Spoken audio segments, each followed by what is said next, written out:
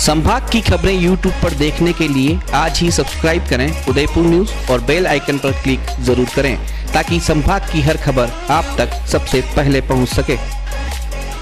दिल से निकलेगी बात तो दूर तलक जाएगी, किसी को हंसाएगी किसी को रुलाएगी। जिंदगी कुछ नहीं किस्सों की रवानी है, यकीन मानो दोस्तों मेरी और आपकी कहानी है। बात या फिर कोई करामात, सियासत या फिर अदावत, होंगी कुछ ऐसी शख्सियत जिन्हें देखना और सुनना चाहेंगे आप। दिल से निकलेगी लबों से फिसलेगी, आप तक पहुंचेगी। मन की बात मनु राव के साथ। नमस्कार, उदयपुर न्यूज में आपका स्वागत है। आप देख रहे हैं हमारा खास कार्यक्रम मन की बात मनु राव के साथ। आज हमारे साथ हैं उदयपुर शहर से आम आदमी पार्टी के उम्मीदवार भरत कुमावत, जिन्हें आप सभी अच्छी तरह से जानते हैं। हम बात करेंगे भरत कुमावत जी से और जानेंगे कि आखिर यह इस चुनाव में क्यों खड़े हुए हैं और क्या है इनके मन की बात। भरत जी, बहुत बहुत स्वागत है हमारे खास कार्यक्रम मन की बात मनु राव के साथ में। आप राजनीति में कब से आए? मेरा जन्म ही एक राजनीतिक परिवार में हुआ है और जब मैं माता के गर्भ में था तब मेरे दादाजी, पिताजी, मेरे चाचा आपातकाल की जेल काट रहे थे। तो संस्कार तो जन्म से ही है मेरे में। क्या ऐसा लगा कि आम आदमी पार्टी से जुड़े? देखिए, जुड़ने का प्रश्न नहीं है यहाँ पर। हम 2011 में एक जन लोकपाल आंदोलन जो हुआ था, जो पूरा देश की एक आवाज़ उठी थी कि इस व्यवस्था से भ्रष्टाचार मिटना चाहिए, तो इंडिया अगेंस्ट करप्शन बना था युवाओं का दल, मैं उसमें भी था। और उस भ्रष्टाचार के विरोध की लड़ाई से चलते चलते चलते आज हम यहाँ पर हैं कि हम आम आदमी पार्टी में पहुँचे हैं और राजस्थान की स्थापना के समय से मैं इस पार्टी में हूँ। उदयपुर शहर के बारे में आप क्या जानते हैं? देखिए, मेरा जन्म ही यहीं हुआ है, तो गलियाँ गलियाँ जानता हूँ मैं यहाँ की, और काफ़ी एक आम आदमी की तरह मैंने इन गलियों को देखा है, जीवन जिया है, तो मैं सब कुछ लगभग जानता हूँ यहाँ की बात। कितने वोटर होंगे उदयपुर शहर में? उदयपुर में लगभग 2.5 लाख वोटर हैं। आपके शहर में कितने वार्ड हैं? हमारे शहर में लगभग 41 वार्ड हैं। जी, आप हर वार्ड के बारे में अच्छी तरह से जानते हैं? देखिए, भौगोलिक रूप से तो नहीं, लेकिन हर वार्ड में मेरा फुटफॉल रहा है। हम गए हैं, सब कुछ किया, क्योंकि नगर निगम चुनाव में कभी हमारा कोशिश नहीं रही थी कि हमने भाग लिया हो। पहली बार हम चुनाव में भाग ले रहे, तो राजनीतिक स्थितियाँ, भौगोलिक स्थितियाँ जो है वो मोटे तौर पर जानकारी है। आप कह रहे हैं कि आपके जो बड़े बुजुर्ग हैं वो जेल तक काट चुके हैं, पार्टी में रहे हैं, आप आम आदमी से जुड़े, तो क्या परिवार में कोई विवाद नहीं? देखिए, क्योंकि परिवार जो बंधा रहता है वो भावनाओं और संबंध से बंधा रहता है, और हमारे परिवार की एक धारा है, एक विचारधारा है, तो निश्चित रूप से उनको पीड़ा थी कि एक परिवार का बच्चा अलग जा रहा है, तो ये पीड़ा तो होती है, स्वाभाविक है, और मेरे मन में भी पीड़ा थी। लेकिन मेरा संकल्प बहुत दृढ़ था और मैं मेरे परिवार की परंपरा को ही आगे बढ़ा रहा हूँ, क्योंकि बचपन से इन्होंने मुझे जो सिखाया परिवार ने कि अन्याय मत करो, अत्याचार मत करो, और हो तो लोगों के साथ खड़े रहो। गरीबों और आम आदमी को जिनका कोई नहीं है, मैंने परिवार से ही सीखा है उनका सहयोग करना, उनके साथ खड़ा रहना। तो मैं भी आज भी, वो भी भ्रष्टाचार से लड़ रहे थे कांग्रेस के, मैं भ्रष्टाचार से लड़ रहा हूँ भाजपा के, तो कोई फर्क नहीं है पारिवारिक संस्कारों और लड़ाई में। आपको सबसे पहले टिकट मिला, अगर ये माने उदयपुर शहर में भी अगर किसी पार्टी से टिकट मिला तो आपको सबसे पहले टिकट मिला जी। आपकी दावेदारी सबसे पहले हो चुकी थी जी, निश्चित रूप से। आप इतने समय से घूम रहे हैं, क्या आपने जनमानस क्या जाना, क्या है जनमन? देखिए, जनमानस का इतना प्रेम मिल रहा है क्योंकि एक आम आदमी व्यथित है, और इन दोनों ही पार्टियों को देख चुके हैं। कई सारे नेताओं को जो आए जनता परख चुकी है, दोनों पार्टियों को परख चुकी है, और उनकी असलियत भी परख चुकी है, और जनता इतनी परिपक्व हो गई है कि अब इनकी बातों में नहीं आने वाली है। जनता को विकल्प का इंतजार था, आम आदमी का इंतजार था, उनके लिए लड़ने वाले सच्चे ईमानदार लोगों का विकल्प था, तो उसकी पूर्ति जनता की आंखों में, उनकी मुस्कुराहट में, उनके प्यार में हमको दिखती है। शहर की मूलभूत समस्याएं क्या क्या लगी आपको? देखिए, मूलभूत समस्या तो यहाँ की ये उदयपुर वो उदयपुर रहा ही नहीं जिसकी पूरी दुनिया में पहचान थी। हमारे निश्चित रूप से हमारे मेवाड़ की धरती, उदयपुर की धरती एक सौहार्द के लिए जानी जाती है, प्रेम के लिए जानी जाती है, शरणागत के लिए जानी जाती है। यहाँ की धरती इतनी उज्जवल धरती है, त्याग की धरती है, ये सारी चीज़ें काफ़ी लोग जानते हैं कि देवताओं को भी यहाँ शरण मिली है। गुजरात से श्रीनाथ जी पधारे, काफ़ी सारे देव पधारे, तो यहाँ शरण दी है, और आज वो माहौल नहीं है। बड़े दुर्भाग्य की बात है कि उदयपुर शहर में भी वो विकृतियां आ गई है जो कि पहले नहीं थी। यहाँ के समाज के लोग, जैसे एक छोटा सा उदाहरण बताऊं कि अभी बीच में हमारी एक बहन और कोई ऑफिसर थे जो रात को यहाँ उतरे, उनका वैन में किडनैप कर लिया गया पैसों के लिए और बीच में उनको चाकू से घायल करके सड़क पे डाल दिया गया। वो हमारी बहन अपने बच्चे के साथ गुहार करती रही लोगों से कि रुको रुको रुको, हॉस्पिटल ले जाओ, कोई ले जाओ। बहुत पीड़ा होती है कि कोई भी नहीं रुका। ये वो उदयपुर नहीं है। अब हम मानवीयता जगाना चाहते हैं और समस्याएं काफ़ी, कौन सी ऐसी जगह जो समस्या नहीं है। विकास इन्होंने किया है, लेकिन विकास के साथ साथ विनाश भी इसका पहलू है और इस चुनाव में हम जनता की कोर्ट लगाकर उस विनाश के पहलू पर सारे प्रत्याशियों का ध्यान आकर्षण कराएंगे। और समस्याएं सब है, हमें पता है, ट्रैफिक की समस्या है, पीने के पानी में प्रदूषण हो रहा है, मल मूत्र का पानी आ रहा है, ट्रैफिक नाम की कोई व्यवस्था नहीं है, अपराध बढ़ते जा रहे हैं, प्राकृतिक, आप देखिए प्रकृति, पहाड़ों की हालत देख लिए, पेड़ गायब है, पहाड़ कट रहे हैं और एक आम आदमी त्रस्त है। अभी लगभग उदयपुर शहर से तो सारी दावेदारी हो चुकी है जी। प्रत्याशियों के साथ भी एक हुजूम सा जुड़ता जा रहा है और जहां भी प्रचार करने जा रहे हैं पीछे 50-100 लोग होते हैं, आपके पीछे क्यों नहीं है? देखिए, ये एक काफ़ी अच्छी बात कही आपने कि नहीं, ऐसा नहीं है कि नहीं है, लेकिन मेरे साथ जो लोग हैं वो एक नंबर के सच्चे लोग हैं, ईमानदार लोग हैं। वो काम काज करके आते हैं। हम अपनी गृहस्थ धर्म भी निभा रहे हैं और राष्ट्र धर्म भी निभा रहे हैं। तो हम जा रहे हैं लोगों के बीच में, भीड़ कम है लेकिन क्वालिटी है लोगों में। उनके चेहरों को देखकर पता पड़ जाएगा कि ये पीड़ित हैं और सच्चे मनुष्य हैं और कोई पैसा दे के अपने पीछे भीड़ नहीं ला रहा है और ना ही प्रभाव से ला रहा है। एक राष्ट्र की पीड़ा और एक आम आदमी की जो पीड़ा है, वो लोग हमारे साथ हैं। भारतीय जनता पार्टी के प्रत्याशियों का नामांकन और आपका नामांकन एक ही दिन था जी। वहाँ कुछ बहस हुई थी, वो क्या बहस थी? हाँ, देखिए, ये संयोग की बात है कि हमने कोशिश की थी कि हम शहीदों को श्रद्धांजलि देकर हम जाएंगे नामांकन करने, और इधर से हमारा जाना हुआ और इधर से बीजेपी का आना हुआ। तो ठीक है, फिर हम लोग साइड में हो गए। उधर हमें भी जोश था, हमें भी राष्ट्र भावना थी और उस भीड़ में भी थी। तो वो भीड़ हमको देख के बड़ी बर्दाश्त नहीं कर पाई। जिस तरह से ये बड़े बड़े नेताओं ने जन लोकपाल आंदोलन में इग्नोर किया, उसी तरह से वो हमें बर्दाश्त नहीं कर पाई कि ये हमारे विरोधी कहाँ से आ गए, अनाप शनाप गालियाँ बकने लग गए और इतना घृणित व्यवहार करने लग गए। लेकिन हमने हंसते हुए जोश के साथ पूरे को फेस किया और उनको संदेश दिया कि वैसे एक कहावत है मेवाड़ी में कि बुझतो लगो दीवो ज़्यादा फड़फड़ावे, तो वही फड़फड़ावट नजर ही मारे और मैं आनंद हूँ, मैंने फेस की दो और मैं मर्यादा में रहा। आपकी टक्कर किससे मानते हैं आप? कोई नहीं है टक्कर में। कौन है ईमानदार यहाँ पर? कौन है जो राजनीति में काला धन इस्तेमाल नहीं कर रहा है? कौन है जो पैसे देके भीड़ नहीं ला रहा है?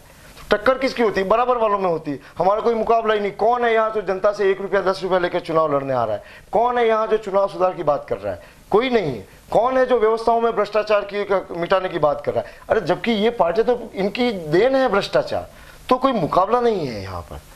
मुकाबला तो बीजेपी कांग्रेस में है, क्योंकि दोनों ही भ्रष्ट है, दोनों ही नहीं काम किए, विकास किए हैं। मैं ये भी कहना चाहता हूँ कि ये जो आज जो कुछ कमठाने विकास हुए हैं, पहली बात तो ठेकेदार और मजदूर ने बनाए, फिर भी श्रेय लेते हैं तो लो, लेकिन इसमें इन्होंने कमीशन भी खाया है, जनता जानती है। तो टक्कर इन लोगों में है कि दूसरे तीसरे पे कौन रहेगा। तो टक्कर वालों को टक्कर की बात करने दीजिए और हम तो निर्विवादी रूप से, निर्विकल्प रूप से प्रथम स्थान पर हैं, प्रचार में भी, संवाद में भी, ईमानदारी में भी और भ्रष्टाचारियों से लड़ने में भी। आप वार्डों में घूमे, क्या समस्या मूलभूत आपको नजर आई? मूलभूत नजर आई कि इनके काले कारनामे नजर आए। शिवाजी नगर कच्ची बस्ती में हमने जनता से सीधी बात करी प्रोग्राम में, और वहां गए तो देखा कि सबके शौचालयों के फॉर्म भरे हुए, लेकिन एक भी शौचालय वहां नहीं बना। हमारी बहनें कहती है भैया कि हम कहाँ जाएं, हमें शर्म आती है, या तो अंधेरे अंधेरे में जाना पड़ता है रेल की पटरियों पे, और उजाले में तो हम कहीं जा भी नहीं। तो इतनी मानवीय पीड़ा दिखी हमें। हम कुम्हारों का भट्टा गए और 30 दिसंबर 2017 को आधी रात को इन सरकारी गुंडों ने बुलडोजर चलाकर रात में सोए हुए लोगों को, 100 साल से बसी हुई बस्ती के लोगों पर बुलडोजर चलाए, घसीट घसीट के बच्चों को निकाला, माताओं बहनों को निकाला। मैं तो ये चुनाव में करेंगे, हम सवाल पूछेंगे कि उस समय कोई नहीं आया, लेकिन अब तुमको वोट चाहिए तो आओ और जवाब दो इनको कि क्यों गैर कानूनी तरीके से इन बस्तियों को हटाया गया। कानून के मर्यादा में काम करते हैं आप, कानून में सब रास्ते हैं, देखिए कानून में बस्तियों को हटाने के भी रास्ते हैं और कई सारी चीज़ें हैं, लेकिन उन्होंने उसको नहीं अपनाया। एक प्रशासनिक गुंडागर्दी, एक राजनीतिक गुंडागर्दी और भूमाफियाओं की शय से गरीब लोगों को हटाया और अब वो वहाँ भूमाफियाओं को ज़मीनें देने जा रहे हैं और कई सारी चीज़ें की है। ऐसी बात नहीं, हम गए, हमने सड़क आंदोलन भी चलाया और हमें खुशी है, हम तो धन्यवाद देंगे महापौर जी को कि आपने हमारे आंदोलन से त्रस्त होकर 3 दिन में सड़क बना दी, जो पिछले 10 दिनों में नहीं बनाई थी। गड्ढों को भरा है, हमने उनको चेताया, उन्होंने किया, धन्यवाद। और एक आम आदमी की ताकत है कि बिना सत्ता के ही हम काम करवा रहे हैं, तो अगर लोग आशीर्वाद देंगे तो निश्चित रूप से स्पीड बढ़ेगी कामों की। पर्यटन सिटी है, आपकी क्या सोच है पर्यटन सिटी के बारे में, पर्यटन को लेकर? देख, पर्यटन को लेकर सोच है कि सबसे पहले तो एक यहाँ की सांस्कृतिक चीज़ों को भी लेकर पर्यटक जाए, केवल मात्र घूम लिए फिर लिए, हरियाली देख ली, झीलें देख ली, इसके अलावा यहाँ की धरती के जो मूल्य हैं उनसे भी उनको साक्षात कराया जाए ताकि वो मूल्य उनके जीवन में आए। क्योंकि पूरे ऐसा मेरे गुरुजी कहते थे, जयप्रकाश नारायण जी के साथ थे, डॉक्टर भरत जी शास्त्री, स्वर्गवास हो गया उनका, वो कहते थे कि इस मेवाड़ का इतिहास ही वास्तविक भारत का इतिहास है। क्योंकि हमने कभी परतंत्रता स्वीकार नहीं की, हम हमेशा स्वतंत्र रहे, हमने स्वाभिमान को और स्वतंत्रता को सर्वोपरि रखा और आज सबसे सुखदायक कोई चीज़ है तो हमारी स्वतंत्रता है और इसी को हम चाहेंगे कि आने वाले पर्यटक भी यहाँ लेके जाए। और मैं तो चाहूँगा कि पर्यटन शिक्षण केंद्र बने, पर्यटकों के बच्चे यहाँ आए और कुछ दिन रहे, 5 दिन रहे, 7 दिन रहे, 10 दिन रहे और यहाँ के त्याग, तपस्या, शौर्य और भक्ति को देखें, सीखें। और मेरी कोशिश है कि अंतर्राष्ट्रीय स्तर पर इस उदयपुर को एक वैवाहिक स्पॉट बनाया जाए और यहाँ का बच्चा बच्चा पर्यटकों से लाभान्वित हो। केवल कुछ लोग बिल्डिंगों वाले या रिसोर्ट वाले ही नहीं पनपे, यहाँ के पर्यटकों का पैसा हर घर को जाना चाहिए, ये मेरा प्रयास है। आपको सबसे पहले दावेदारी मिल गई, आप दावेदार बन गए, उम्मीदवार हो गए आप। इतने दिनों में या अब तक आपका चुनावी मैनिफेस्टो क्या है? चुनावी मैनिफेस्टो पे हमारी पार्टी ने ईमानदारी से काम किया और 3 महीने काम किया उस पर, काफ़ी लोगों से मिले और पूरा, मैं माफ़ी चाहूँगा ला नहीं पाया मैं घोषणा पत्र, तो उसमें है और प्रत्येक वर्ग के लिए। फिर भी घोषणा पत्र आप ला नहीं पाए, लेकिन फिर भी आपके घोषणा पत्र में क्या मुख्य बिंदु है? सबसे मुख्य रूप से जो राजस्थान है वो किसानों का राज्य है। उदयपुर की बात कर रहा हूँ। अच्छा, उदयपुर की बात। तो उदयपुर में सर्वोपरि तो हमारा ये है कि जिलों में जो ये मलमूत्र जा रहा है और ये जो सीवरेज लाइन जिलों में पड़ गई है, इसको जिलों से निकालना बहुत ज़रूरी है, क्योंकि जिलों की लाइफ लाइन इससे ख़त्म होती जा रही है। लोगों को दिख नहीं रहा, लेकिन हम क्योंकि वैज्ञानिकों के साथ रहा हूँ मैं, तो एक तो जिलों की लाइफ लाइन खत्म हो रही, तो जिलों से प्रदूषण को दूर हटाया जाए। दूसरा, ट्रैफिक व्यवस्था बहुत संतुलित करने की आवश्यकता है। जितने भी उदयपुर में ये आज ट्रैफिक को भी कमाई का साधन बना दिया और इसलिए हम चाहेंगे कि जनता को निःशुल्क ट्रैफिक पार्किंग की व्यवस्था मिले, व्यवस्थित पार्किंग हो। और मेरी एक परिकल्पना है और इसमें ने साथ दिया तो पूरा करेंगे कि उदयपुर में एक अंडरग्राउंड सिटी बहुत होनी ज़रूरी है, क्योंकि पर्यटक जो लोग आते हैं वो ओल्ड सिटी को देखने आते हैं, फोर्ट सिटी को देखने आते हैं। तो मैं चाहूँगा कि फोर्ट सिटी को जिंदा किया जाए।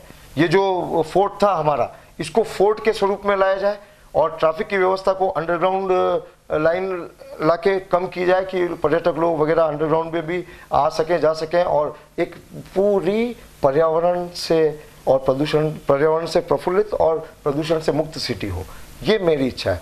और प्रत्येक समाज, आज एक बहुत समस्या है कि आम आदमी, मध्यम वर्ग भी यहाँ शादी ब्याह करने के लिए कहाँ जाए, तो मेरी कोशिश रहेगी कि सब उदयपुर के लोगों को शादी ब्याह करने के लिए भी निःशुल्क जगहें मिले, जहाँ आराम से वो अपने सारे शादी ब्याह वगैरह के मांगलिक काम कर सकें।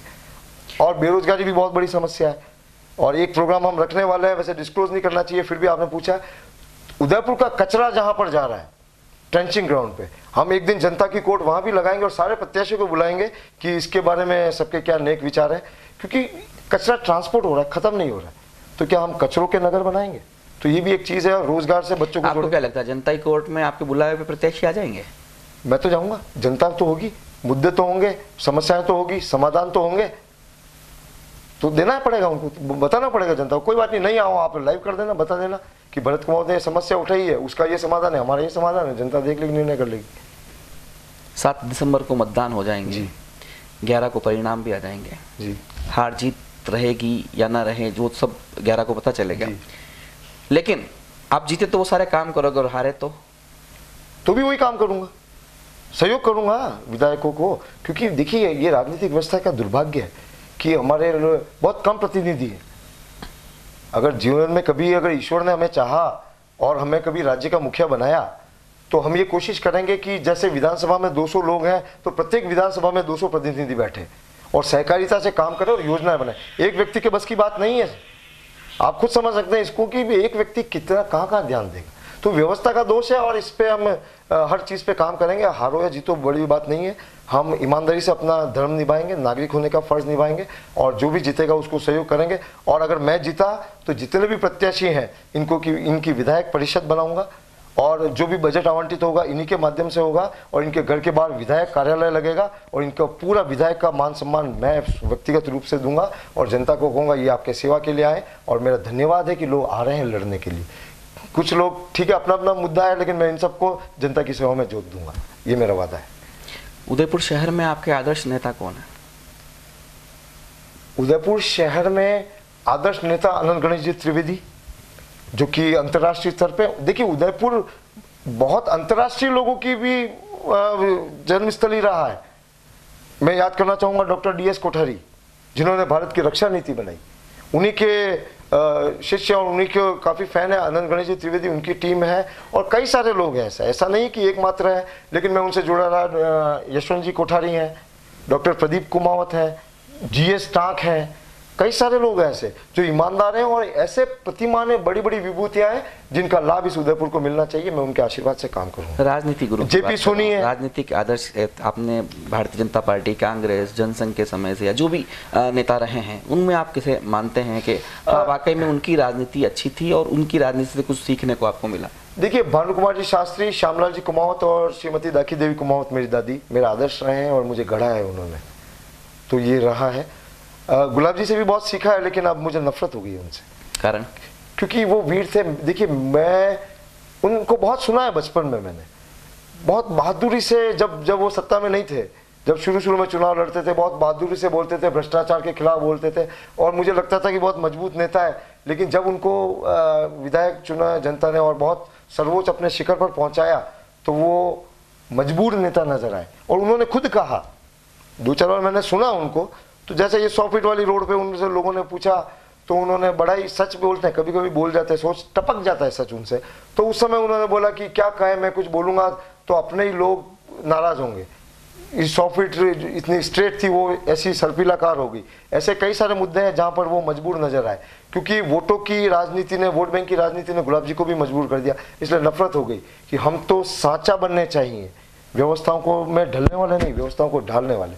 तो इस वजह से मुझे निराशा हुई गुलाब जी से। एक अंतिम सवाल है जी, 7 दिसंबर को चुनाव है जी, शहर के मतदाताओं को क्या कहना चाहते हैं आप?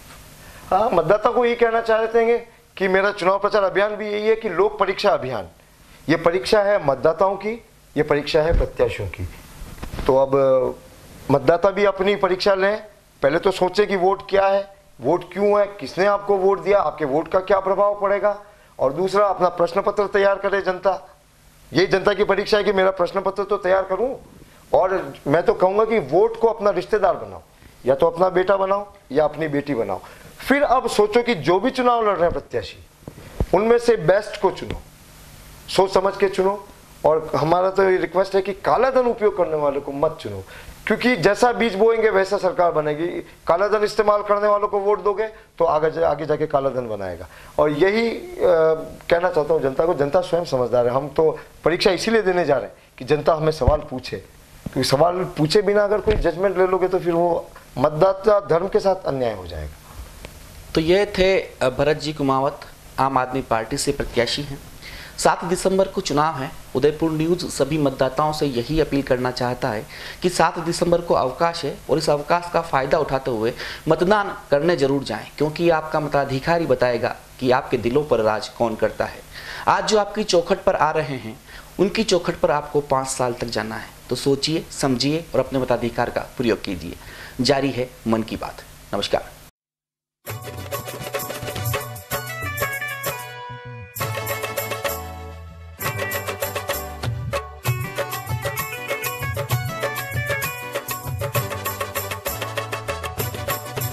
मारो कहणो है जी वोट देणो है जी, मारो कहणो है जी वोट देणो है जी, वोट सबने देणो है। हाँ वोट सबने देनो है। मारो कहनो है जी वोट देनो है जी, वोट सबने देनो है। हाँ वोट सबने देनो है।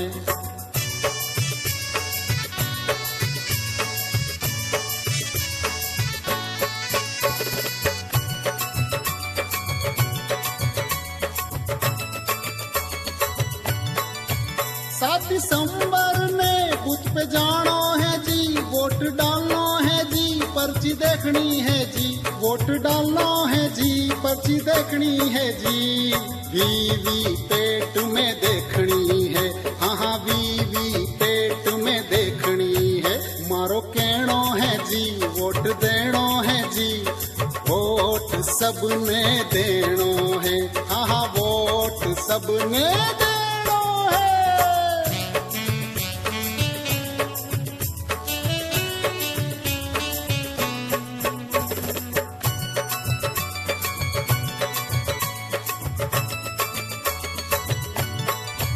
नोट नी लेनो है, दारू नी पीनो जी, दबाव नी सहनो है जी, दबाव नी सहनो है जी।